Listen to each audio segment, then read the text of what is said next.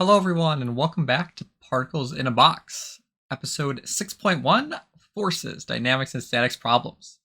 So in the last episode, we went over quite a few examples related to forces, dynamics, and statics, sort of how to set up problems, how to approach them, and just some of the more generic examples.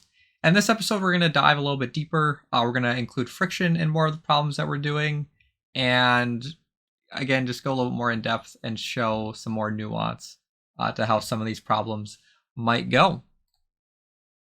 So without further ado, let's get going.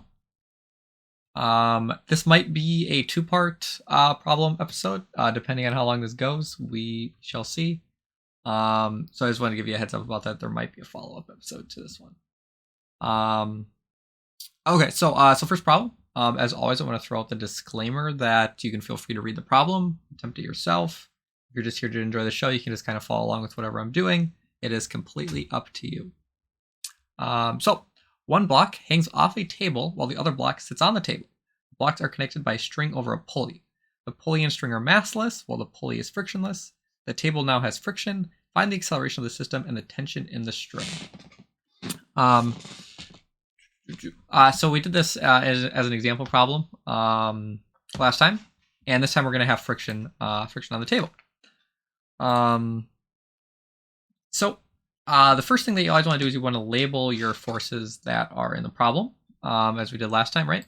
So on this object, right, we have gravity straight downwards, and we have tension acting straight upwards. And then on the block, we have gravity going downwards. We have the normal force pointing upwards. We have a tension force to the left, and we have a frictional force to the right. Okay.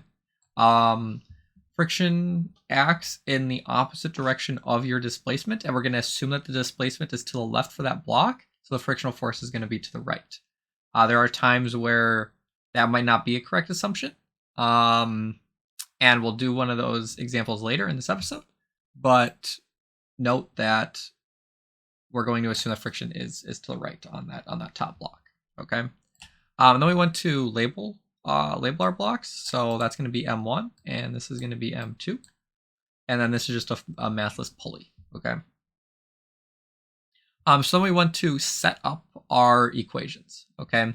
So if you remember, pulley systems are a little bit weird in that we like define like a rotational axis, right? So positive is to the left, but also downwards, which allows us to set up our force expression. We got the total mass times the acceleration in the x direction is equal to the force of gravity downwards, m1g, minus the tension, plus the tension, because the tension acts in opposite directions here, minus the force due to kinetic friction. We're using kinetic friction because we are assuming that the block is moving. Hence why the acceleration is a non-zero value. And then for the force in the y direction, right, we're just caring about the normal force and the gravitational force here on the second block. Okay, and it's important that you don't forget this equation because it tells you what your normal force is equal to. Okay, and we're going to use normal force right when we're dealing with friction, right? So you want to make sure that you remind yourself of that. Another reminder is that if the force of static friction is greater than the gravitational force on this first mass, the system will not move. Don't forget about that. So we're assuming that there's enough mass to M1 to get the second block to start moving. And so what you can do is you cancel out your tensions, because they equal 0. We put in our total mass for the system, and we have our simplified force expression in the x direction. And so then we need to know what our force of kinetic friction is, right? That's just mu times the normal force, and the normal force in this case is equal to the gravitational force because we just have a block on a table. So you can get that straight up, and so then we can substitute that in and divide by the masses to get ourselves the acceleration of the system. Okay, that's cool. And so what we want to do is we want to find the force of tension in the string. So how we did that last time, right, is you just take the force on one particular object. In this case, we're going to do the force on M1. You plug in the acceleration value here and you solve for Ft. And when you do that, right, you get a, quite an expression, right? But you got to work on simplifying it down. That's where the key part of this is, and you end up with this expression down here. If you remember the previous form of this from our example problems, you'll notice that we just have this additional uk term here. So you're just adding in an extra bit of tension because of friction. So the form seems to align with the simpler case, so that definitely checks out, and we have our answer. Going on to the next problem, we got a little bit of a block of text here. So let's let's read it. One block hangs off a table while the other block sits on the table. The blocks are connected by a string over a pulley. The pulley and string are massless while the pulley is frictionless. The table now has friction.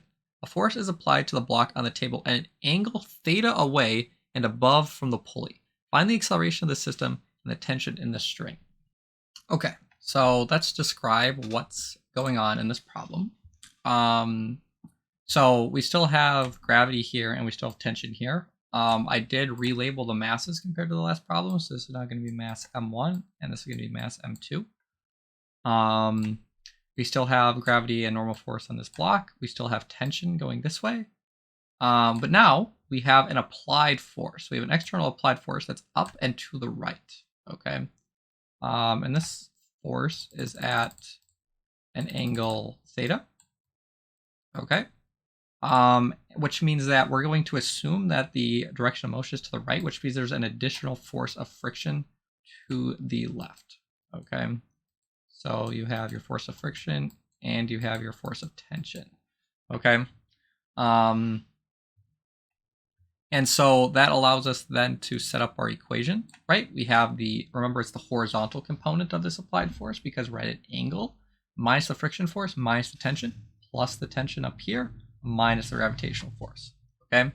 And then for our y expression, right, we have the normal force, plus the vertical component here of our applied force, minus the gravitational force downwards, okay? And so then what we want to do is that we need to find a value for our frictional force. That's the coefficient of kinetic friction. We're assuming that we're moving times the normal force. And again, this is why I write down this y equation. It's important because it's how you find the normal force.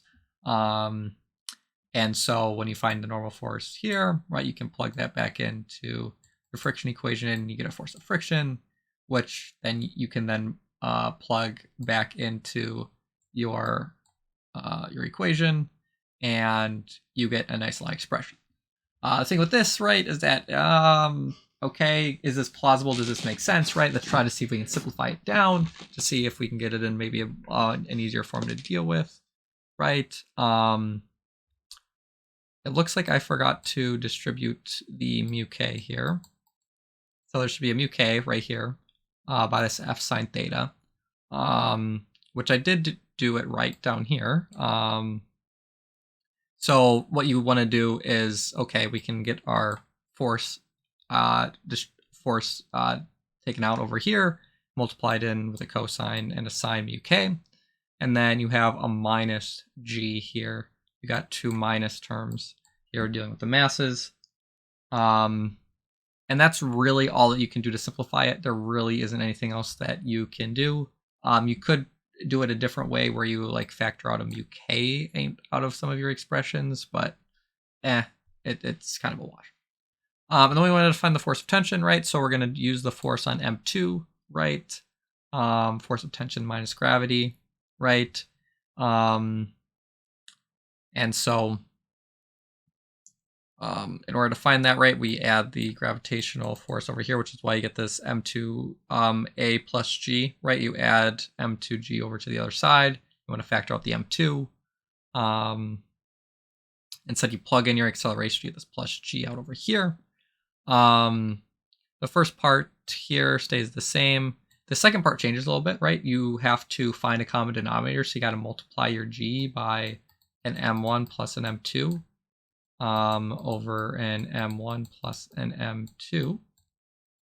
And what that's going to do is that since this is a negative here, right, when you distribute that in, when you have this GM2 here, right, those two are going to cancel, and you're going to get left with an additional plus m1. And so I ended up just distributing in the negative, which gives you a minus mu k, and you can also now distribute out the m1. So if the m1g looks a little bit weird, it is actually m1g. It's not m2, which can definitely throw you off. But you can also think of it as that you technically have to multiply in the m2 as well. So do keep that in mind. So it's really an m1 m2g, which definitely matches a form that we've now seen before as well, the m1 m2g over the sum of the masses. And then you just get this little extra 1 minus uk term here, but then you also have your applied force term, and everything checks out. So next problem. One way to determine the coefficient of static friction is to place a block of material on an inclined plane. The inclined plane angle can then be raised or lowered until the block moves. Determine how the angle and the coefficient of static friction are related. This is actually a really easy way to find the coefficient of static friction of a material, right? Is if you just take some sort of ramp and then you tilt it, either make it flatter or tilt it up, right? You find whatever angle the block just starts to move at, and based on that angle, you can actually find what the coefficient of static friction is. So if you're ever in a pinch in a laboratory environment, right, this is a simple test that you can do to try to find that value. And so what we are going to do here is we gotta label our forces here first. Okay, so we got a force of gravity acting straight downwards. We have the normal force. Remember, the normal force acts perpendicular to the surface, so it's off at an angle here a little bit. And then you also have friction, which acts parallel upwards the surface, because we are trying to, if the block were to start moving, it would be down in this direction, okay? And then the other important thing is that you want to know if the ramp has an angle theta, okay?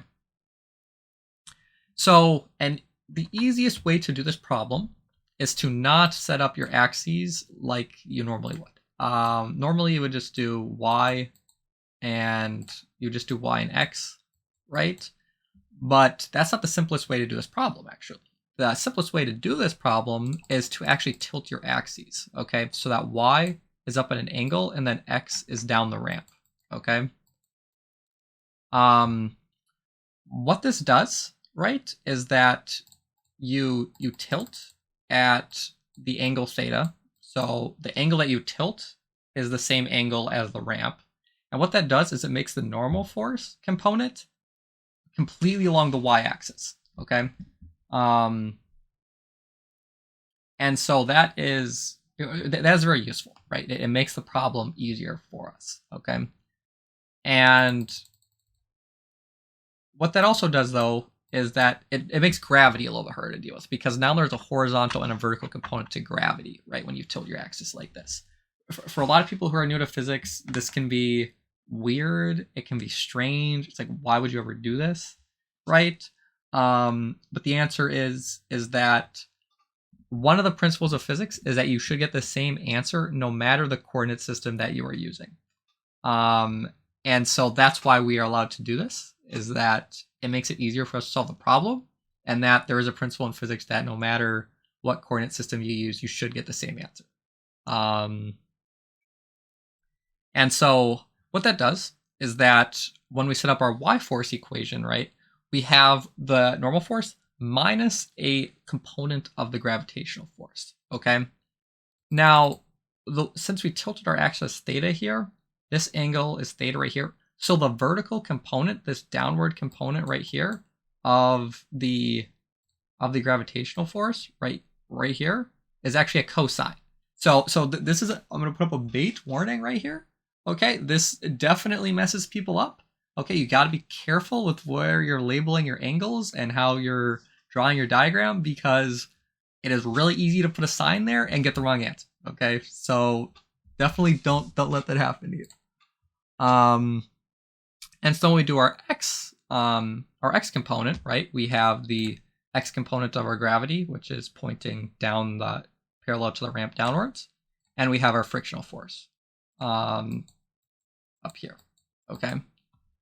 And so we want to figure out what our normal force is, right, since this is equal to 0, right? So we're assuming that the block just is just about to start moving, right? It's at that very tip right before it's supposed to start moving. So the block technically isn't moving quite yet, but it's just about to. And so we have our normal force is equal to our gravitational force. You can then find your value for friction, right? So friction is equal to mg sine theta, but it's also equal to your mu s Fn, which is this. You set the two things equal to each other. And lo and behold, what you get when you divide through is that you get that the coefficient of static friction is equal to the tangent of theta. Okay? So if you have a block on a ramp and it just starts to move, that coefficient of static friction between the block and the ramp is tangent of theta. So this is a pretty cool result to me, right? It's just like it's a quick way to determine a value that can otherwise seem pretty arbitrary and pretty hard to find. So I definitely like this problem quite a bit. Okay, so for those of you who didn't believe me that you can tilt your axes, we're gonna do the problem now, except we won't tilt it, right? We'll leave our axes the normal way, okay? So as soon as I go to the slide, right, it seems like there's a lot more math, right? And the answer is, well, yes, there is. There's a reason why I did it the way that I did it in the last slide for those of you doubters out there. And so we'll label our forces again, okay? But we'll set up our axes the quote-unquote normal way. Normal is also relative, so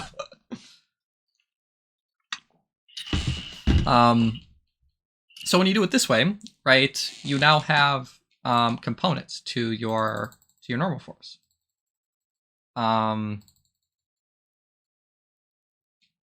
Okay, so gravity is still straight downwards. Okay, but you now have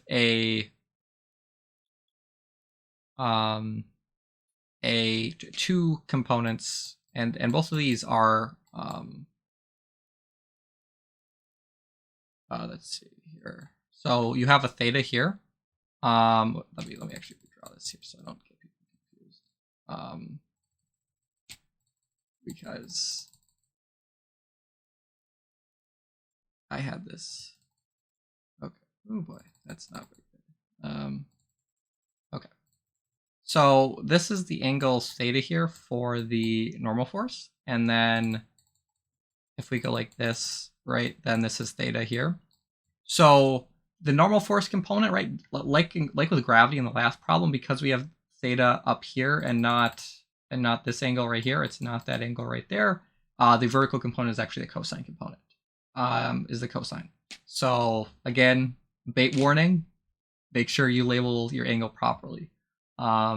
This is 90 minus theta down here. Okay, so you could use sine if you wanted to, right? But it would be 90. It would be the sine of 90 minus whatever angle you're doing. But because this angle right here is theta, right, a similar triangle, you get the sine component of friction. Keep in mind that this component is, both these components are up, and then gravity is just straight down. And then our x component, right, so we have the sine of our normal force minus the cosine of our frictional force, okay? And so then what we want to do is that we have a friction force, right? And we have a normal force, okay? And so what I needed to do is that we needed to solve for the normal force, right? We don't know what the normal force is or what the frictional force is as a result of us tilting our axes. So what we have to do is we need to solve. We've got two equations and two unknowns, so we got to solve this, okay? The easiest way that I found to do this, right, is multiply your y equation by the cosine of theta, multiply your x equation by the sine of theta, okay? Then you can subtract your two equations, which gets rid of the frictional terms, and you're just left with a normal force term and with a bunch of cosines and an mg, okay? And some sines. And so the cool part about this, right, is that this is sine squared, cosine squared. We factor out the Fn, right, you get this. Sine squared plus cosine squared is 1. And so you get that the normal force is equal to mg cosine of theta. Okay. Now you could say, well, couldn't we have just gotten this off the diagram, right? And that it's this component, maybe, but mathematically, it's a little more sound this way. So that's what we get.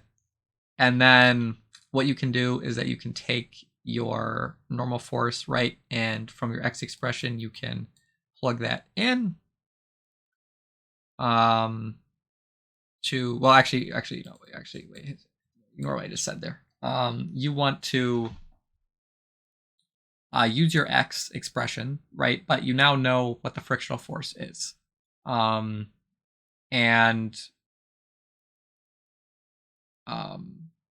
so you have f, so right, you're going to have fn sine of theta is equal to ff cosine of theta, right? You're going to divide your sine over to the other side, which is going to give you a tangent of theta, okay? And so you have your frictional force is equal to Fn tangent of theta, which is also equal to your coefficient of static friction times Fn, right?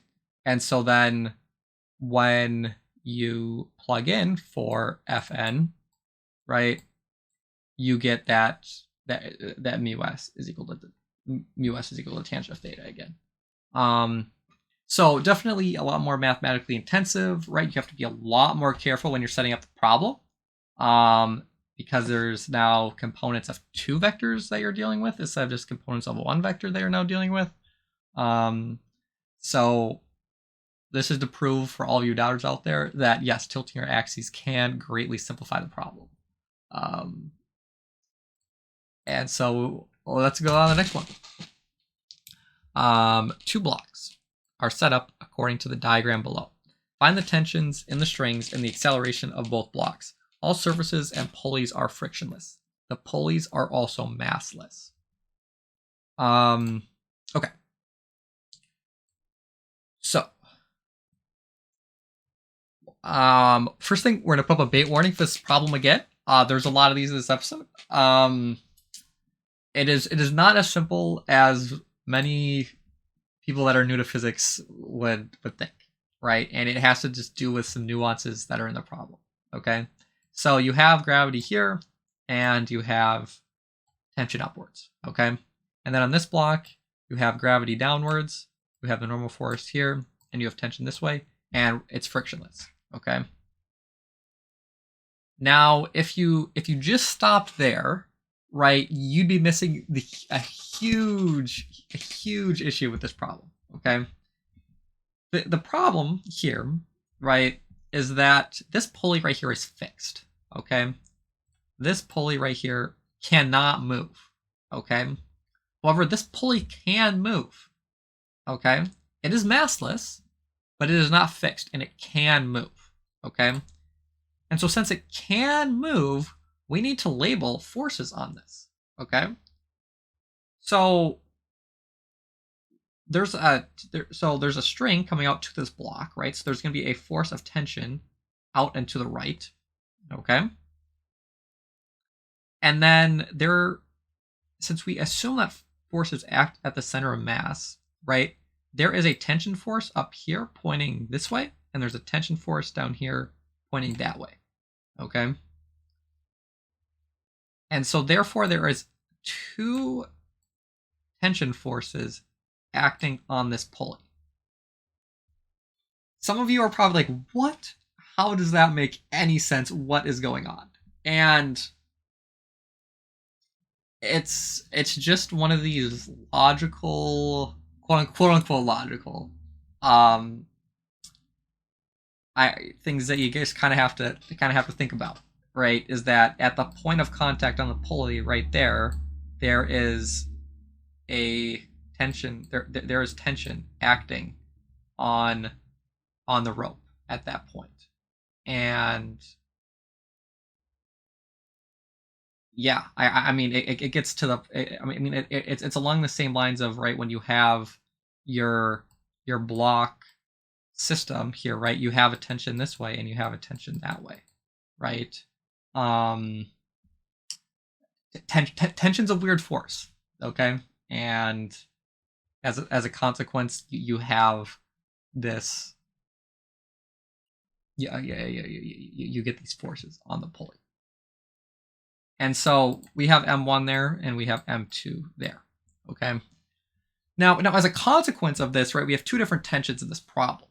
We have F of T1, which is the tension from M1, and then we have F of T2, which is the tension from this one. But on the pulley, right, we have two of them, right? But on the block, we only have one. Okay, so you got to keep that in mind as well. There's one tension on the block, but there's two tensions on the pulley. Well, there's actually three tensions on the pulley, but then there's two of the same one and then one of another one. Okay, so there's a lot of tensions floating around in this problem. So first of all, we're going to label the forces on the first block. Okay, that's just gravity minus the tension on the block. We have F of our non-fixed pulley, right, which is F of T1 to the right minus 2 times F of T2, and it is 0. The pulley is massless, so mass times some acceleration, the force is still 0. Okay, so that's so there's a good reason why we want our pulley to be massless in this problem. And then for our second block, we have that we have M2A2 is equal to 2 times M2A1. Okay, so as a consequence of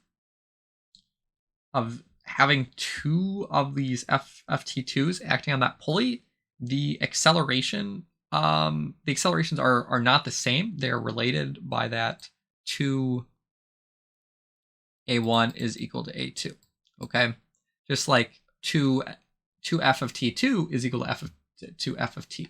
Okay, so that is an important part to this problem. That is one of the key reasons why I picked this problem, is because it's hard to set up correctly, and there is this nuance where, well, the accelerations here are not the same, right?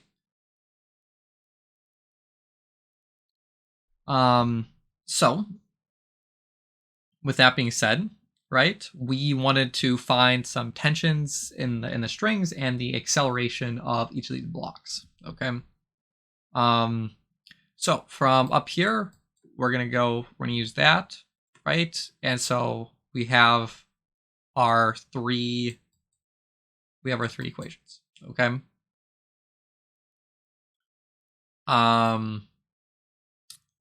And so what you can do, right, is you can take that equation, you can take that equation, right, and you can multiply this, and you can, so since we know that F of T1 is equal to 2F of T2, right, you can swap those, and then when you do that, you get an expression here, and then you can multiply that expression times 2 to get this. Okay. And this part is, so yeah, so this is coming from this right here, right? So sorry, there's like a little bit of like some weird math and setup going on, right? In that you have we got a system of two equations right here, and we are making a substitution, right, for our tensions, and then we're taking this equation here and we're multiplying it by 2, right? So we have this 4 here, right? You can factor out A1, and so you can solve for A1. Okay, that is what we are trying to do, right? Is that, yeah, we have F of T1 is equal to 2F of T2, right? That's what this is trying to get at right here. And then you can, by making that substitution into this M1A1, right, that helps us out. And then you can just directly plug this in here to make our lives. You can plug that in right there to help us out, right? So this 4M2A1 goes into there, which gives us that there, and that there. So The math checks out. I maybe didn't do the best job of clearly outlining what I was doing there, but it all works out. And so then we know that A2 is equal to 2A1, so you can just put the coefficient on there. And so we want to find the tensions, okay? So we know that f of T2 is equal to 2M2A1, which is also equal to M2A2. And so you just multiply by an M2 is really what changes. Okay. And then f of T1 is just 2 times f of T2. So you just multiply by 2 and you get the 4 in the numerator instead. So it's like the hard part is finding that first acceleration, right? Once you find that first acceleration, you can kind of just hit the all good, the all goods, and yeah, then you're totally fine. So again, the reason why I picked this problem, right, is that you have this very interesting interaction with this pulley here. It's not fixed. You have two tensional forces on it, which means that the accelerations of your two blocks are not actually the same. And I hope that that made sense. If you're confused, you want another explanation in another way, feel free to drop a comment or send me an email. I'd be happy to try to explain things a little bit of a different way if you're not quite understanding it. So on to the next problem. A block is on a wall with an applied force into the wall at an angle theta. Find the maximum and minimum value for which the block remains stationary in terms of the angle theta, the mass, the coefficient of static friction, and g. Describe the motion of the block for all values of the applied force. Okay. So some might say that this is a simple situation, but that I guess is relative. Okay. So let's label our forces, right? And so we're on a wall here. So things are a little bit different, right? We're not on a flat horizontal surface, right? So gravity is downwards, okay? And we have an applied force here, okay?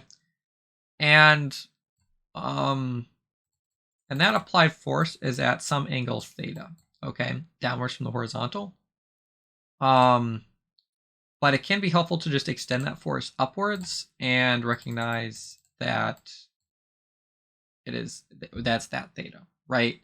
Writing it down here like this, like yes, that's the way that the force is being applied, but it can make people think that certain components of this are negative when they're not, right? The vertical component is not negative, right? It is a positive. It is a positive component, right? As I label my positive axes here. Okay. So we have gravity downwards. We have an applied force. We also have the normal force, right, perpendicular to the surface, that is out and away from the wall. Okay. And then we have friction. Okay. And there's an interesting proposition here with friction, right? Is it acts in the opposite direction of the displacement. Now, up until this point, we've been assuming a direction in which the block is going to move, okay? But in this problem, we're not going to do that, okay? So, say, for example, I apply an applied force onto this block that's on the wall, right? I've got two options for what might happen. I can apply enough of a force so that the block starts moving upwards, okay? If the block starts moving upwards, friction is down, okay? But say I don't apply enough force, right? And gravity is stronger than my vertical component of my applied force, right? Then the block is going to start sliding down the wall, which means that my frictional force will be upwards, okay? So it is for this reason that we recognize friction is going to exist in this problem, but I don't know which direction it's going to be, okay? Hence why we have this plus or minus sign here. Okay. So our y, right, is our applied force, F, and we want the vertical component of it, minus mg, which is downwards, and then plus or minus the frictional force. We don't know if it's positive, we don't know if it's minus, so it's just, it's a plus or a minus, okay? Our x component, right, we have a horizontal component that's going into the wall minus the normal force. So our normal force is in the x direction this time. Okay, I don't think we've had too many examples where that's been true, if any at all. So, you know, make sure you always label your normal force and understand which direction it's acting in. So the first order of business, right, is we want to find the value of our frictional force. And so we are assuming that we're on the edge of the block moving, which is why we're using kinetic friction. Right, you said, right, so you want to find the maximum minimum value for which the block remains stationary, right? That's what the problem was asking for. So we want to find when we are stationary, right? Hence why our accelerations are also equal to 0. The block is stationary. So we want to find the value of our normal force, right? Then the value of our normal force is F cosine of theta from this top equation up here. And so then once we know what that is, we can plug it back into our equation, right? And we get this plus minus, okay? And so then we just go through and solve for what the force is. It turns out it's mg over the sine of theta plus or minus mu s cosine of theta, okay? And so we were asked to find a maximum and minimum value. So be careful with your signs here, right? In that sine, okay, minus sign, right? In the denominator is going to give you a maximum value, and a plus sign in the denominator is going to give you a minimum value, okay? So that's how we arrive at F max and F min. And so what we need to realize here, right? And then I put mas instead of max. Okay, that's funny. So if the force is greater than the maximum value, the block will move upwards. We will no longer be stationary, and the block will move upwards. If F min is less than or equal to, is greater than or equal to the minimum force, or is less than or equal to, and is less than or equal to the max force, the block will not move. We're in our static zone, okay? And then if the force is less than the minimum force, then the block will move downwards, okay? We don't have enough force to keep the block stationary on the wall, and it'll start to fall downwards, okay? Yeah, so describe the motion of all values of the applied force. We just described the motion for all values of the applied force. Yeah. So on to the next problem. And this one I think it's an interesting problem. It's a little bit more review in terms of kinematics than it is about forces. But it's a good extension of kinematics into forces, and is definitely a mathematically intensive problem. So a car on an air track is pulled by a string at an angle theta. The string runs over a pulley to an attached mass. The length of the string from the air cart to the pulley is a distance z, and the distance from the pulley to the attached mass is h naught. Find an expression that relates the velocities of the two masses. That's part A. Part B is assuming the system is just released from rest, find an expression for the acceleration of the two masses. And C, find the force of tension in the rope. Okay, so parts A and B are a little bit more kinematics, and then part C is where we'll incorporate some of our dynamics principles. Okay, so we want to label our diagram. So this rope distance is distance Z. If you're wondering why this is drawn a little bit weirdly, right? You want the table to be through the center of mass here, h naught, to make sure that this is a right angle to make your life easier, okay? And so this is our mass. We have this, we have h naught. And yeah. So since we have that right triangle, right, we can say that z squared is equal to h naught squared, and then we're going to call this distance from here to here distance x. Okay. And so we can find out what x is, right? We can solve for that. And we know that the velocity is the derivative of position with respect to time. And so when we do this, we have to implicitly differentiate, okay? Z is also changing with respect to time. H naught we are considering as fixed, okay? Right, this initial height, right, isn't changing. That definitely, instead of it just being h, it's h naught, which makes the problem easier for us, okay? And so when you do the derivative, right, you have the square roots. So, right, you get the negative square root, you get the 1/2. But then since z, right, you have to implicitly differentiate that. You get 2z dz dt, and you have to use the chain rule. So you get Vx is equal to zvz over the square root of this x here. Okay. But that's not what it asked for. It turns out, right? It wants find an expression of the rates of velocities of the two masses, right? So z is the velocity of this string going upwards, right? But because vz and vy, this downward part right here, this part of the string, they move at the same rate. They're the same string, right? If you had different parts of the string moving at different rates, right, the string would break and it would peel apart and the system would break down. Okay. And so you can just make a direct substitution. And so Vx is equal to z times Vy over the square root of our stuff. Okay. So that's part A. Part B, right, is we want to find a relationship between the accelerations, right? And accelerations are part of Newton's second law, and they're more directly related forces, right? And so you know that the acceleration is the derivative of the velocity with respect to time. Okay.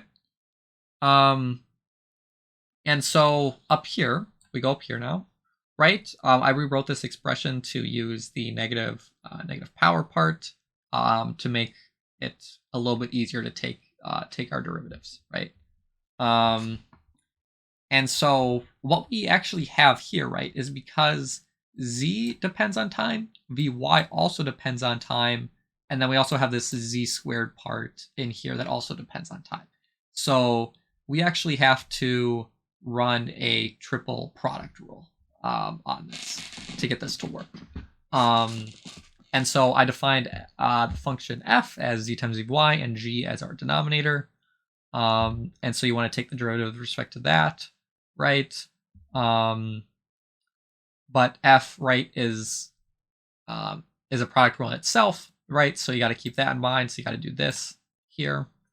And so when you do that, you can plug, you can plug that in for df dt, right, in this part here. And then you can find your dg/dt, right? Similar process to that problem over there, except you get to a negative 1.5 power now.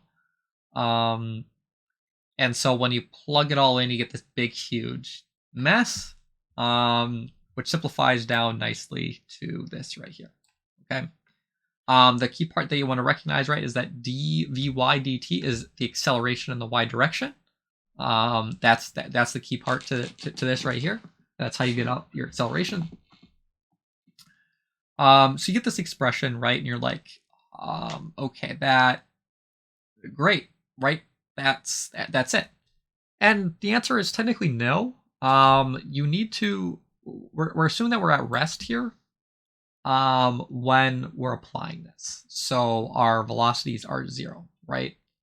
If you apply this at a different time, right, the velocities are not necessarily going to be 0, right? So we're assuming that we're doing this just as the blocks are released from rest, okay? What this means, though, is that the acceleration of the system is not constant. The acceleration of our blocks is not constant. But the interesting part when you set these velocities equal to 0, right, is you get the same form as this over here. Okay. And some of you that are maybe thinking ahead or know a little bit more are thinking like, well, z over x, right? Like this is x here, right?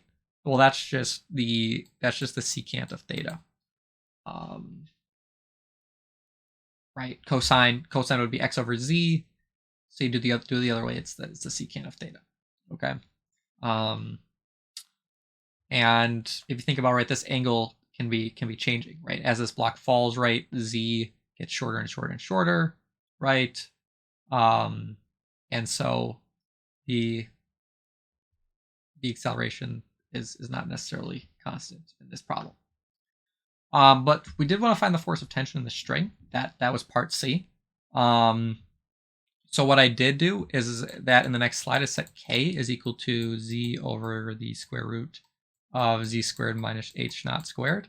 Just so you know, this we can just treat as a constant here in the next part. So in the x direction, we have the tensional force, right? So we had, like, right here was our z, right? But this was the rope, so you have a horizontal component to that, right? And you also have a vertical component. But there's also the mass over here, right? That's m2g. So you have a tensional force acting up here. You have a tensional force acting that way. And so then we know that our accelerations are related by ax is equal to k ay. And then you can go through and plug in so k ay for your x here, right? And then you can go through and solve. And well, you can't go through and solve. You got two equations and two unknowns because you don't have anything equal to 0 here. It doesn't work. So you got these two things, right? So you have to divide your equations, and then you have to rearrange all of your variables, and you end up with this thing down here. Okay. So yeah, an interesting problem. I think you have to understand and be able to apply some derivatives, which is always good review. So. So next question. A block is on a surface. A downwards and horizontal force is applied to the block. Find the minimum magnitude of the applied force for which the block will move. Find the angles for which the block will move in terms of the coefficient of static friction. Okay. So we have this block here. Okay.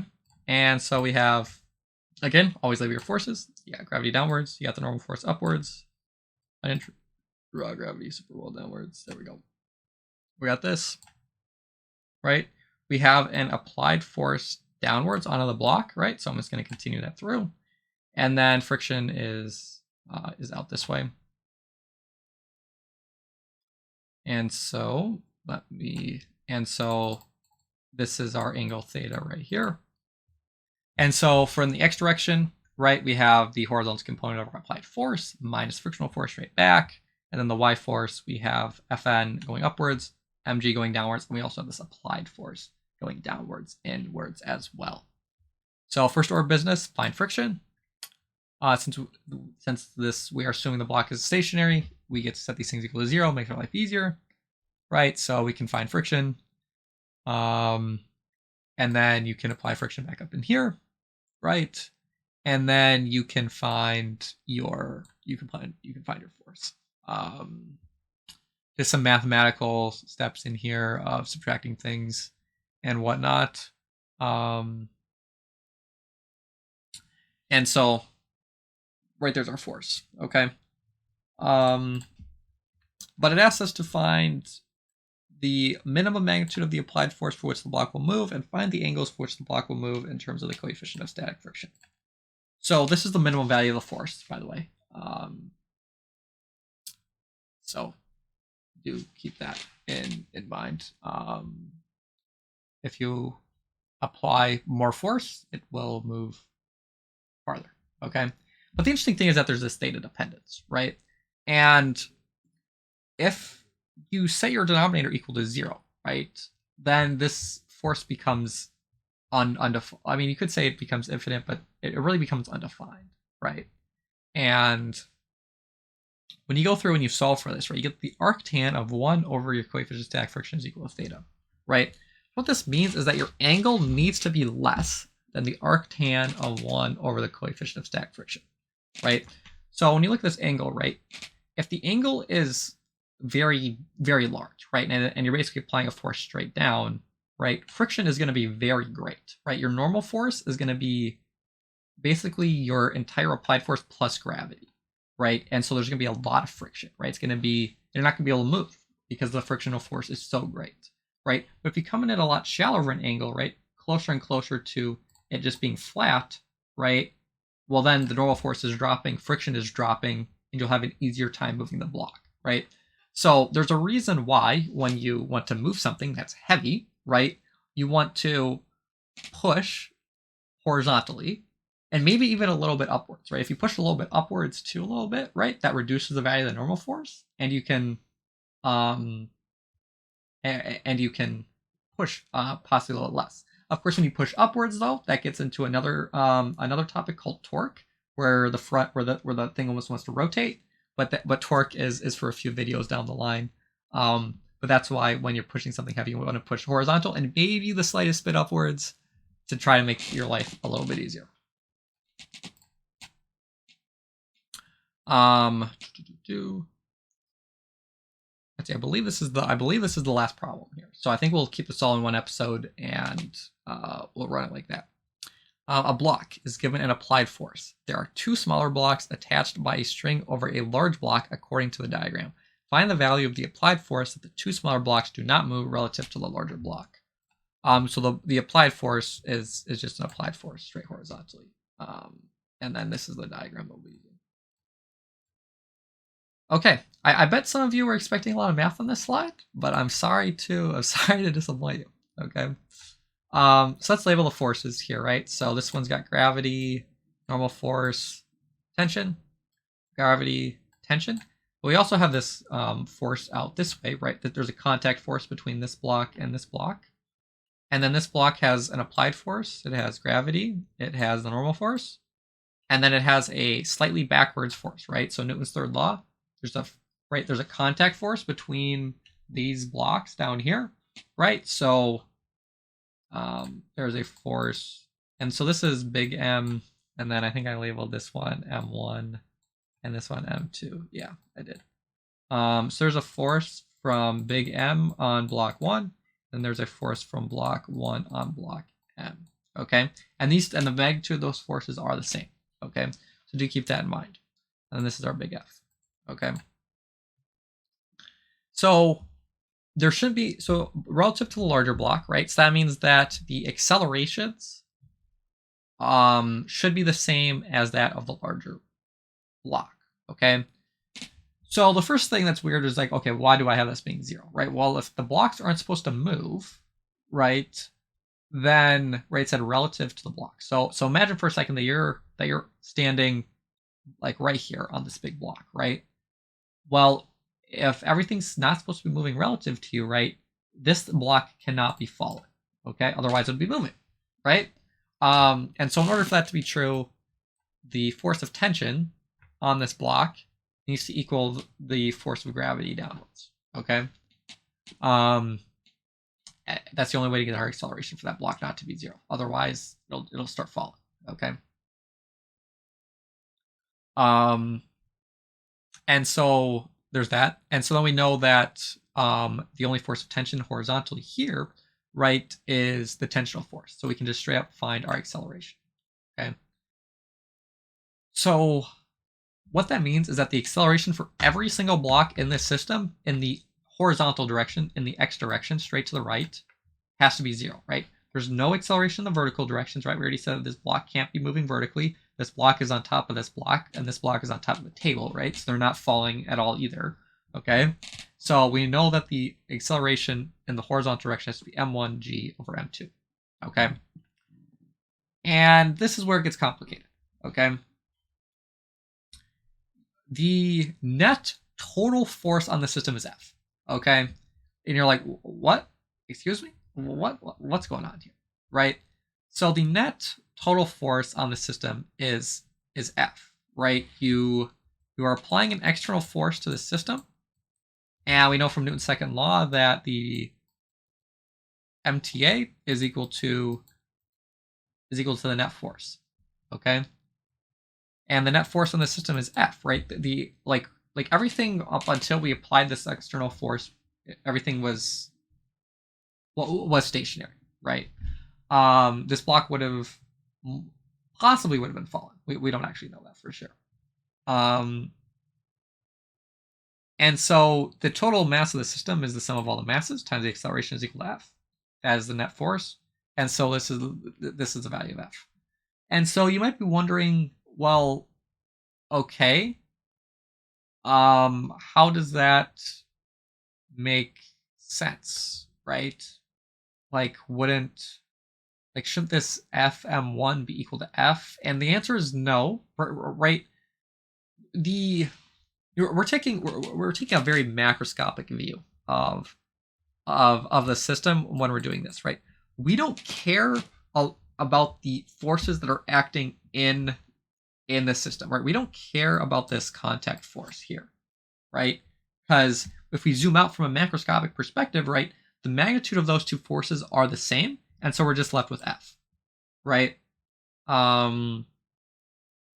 So it is definitely not an intuitive answer. It doesn't necessarily make a whole lot of sense at face value, but it is what it is, okay? And so sometimes you just got to zoom out, take in the system as a whole, and recognize, hey, I don't care about all the nitty gritty that's going on the inside, and you can arrive at your answer, okay? Because when I was doing this problem, I tried to find a magnitude for this F1 sub m, and it is not easy. It is not easy. It's convoluted, and it's just strange. So you want to take this macroscopic view to find what big F is. Oh, okay. Oh, we do have one more problem. Okay, cool. A block is on an incline, and the incline is on a table. Find the force of the table on the incline. Seems straightforward, right? You got a block, you got an incline, and you got this table, okay? Okay, so let's take a look at what's going on here. So as always, you want to start by labeling your forces. So you have the normal force on this block, and you have gravity straight downwards, okay? On the incline, right, you have gravity straight downwards. This is a contact force here with the normal force, so you have, by Newton's third law, a force that's opposite in direction and equal magnitude, okay? And then this is where you want to stop and think, and you want to recognize, okay, I've got two forces on my incline. I now have a force from the table on the incline, right? Where should I draw my arrow so that this incline doesn't move, right? And the answer is it's somewhere. It's not exactly in the opposite direction of the normal force. It's closer to vertical, but not completely vertical where gravity is either, right? It's somewhere in between, okay? Right? If you drew it directly opposite of the normal force, right, in the same direction as the normal force of the block here, right? Well, then you would have gravity, like you would have a net force of gravity in this vertical direction here, and so then your incline must move, right? So you need some component of this force from the table on the incline to counteract gravity, okay? So this angle here, right, is theta, right? But this angle here is not theta. It's some other angle. We can call that angle phi, for example. Okay, it's not going to come up in the problem, but it's at some other angle. Okay, so we set up our equations here. We have the force in the x direction of the block here, right? Is g sine of theta, right? You have your components here, right? And that angle in there is theta, right? Right, that angle is theta as well. We tilt our axes for the block, okay? And so then you have the normal force minus the gravitational component, right? And so you can find the value of your normal force, which is the value of this force right here, okay? Negative Fn, okay? So we tilted our axes for the block, right? But what we're going to do for the inclines, we're going to tilt our axes back so that they're back to normal, okay? And you might be like, well, why can we do that? Well, we just really only need to tilt our axes for the block so we can find the magnitude of this normal force, right? We needed to find the value of what this force was right here. We found the magnitude, right? And the magnitude of that force is the same in all, well, not necessarily all coordinate systems, but since we're just doing a rotation, we're not doing any stretching or anything like that. Since we're just rotating, the magnitude is going to be the same always, okay? So since it's just a rotational transformation and not a translation or a stretching or a magnification, it's just rotation, the magnitude is going to be the same, okay? So when we do our incline one, right, What we want to do to make our lives easier is that this extra force that we have here, right, is we just want to break that up into components. Okay, we just want, yes, there's some angle phi in here. We don't want to deal with what that angle is. We just want to say that there's a y component and that there's an x component. Okay, and since we're back to normal axes, right, this works out really nicely, right? And now we get fx minus the sine of the angle, right? So this angle, right, there's some angle between gravity here, right, the vertical here, and our force, which I actually therefore drew.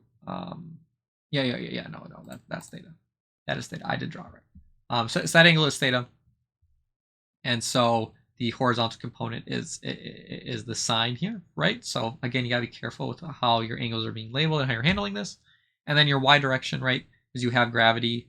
You have a little minus. You have a minus component that's a cosine of your normal force, and you also have your force in the y direction.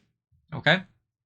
And so what you can do is you can write this is equal to 0, right? Because the incline isn't moving, right? So you can straight up solve for your x component right there. And then your y component, right? Well, we now know our normal force here, right? So you can plug that in. And when you plug that in, you get this down here, okay?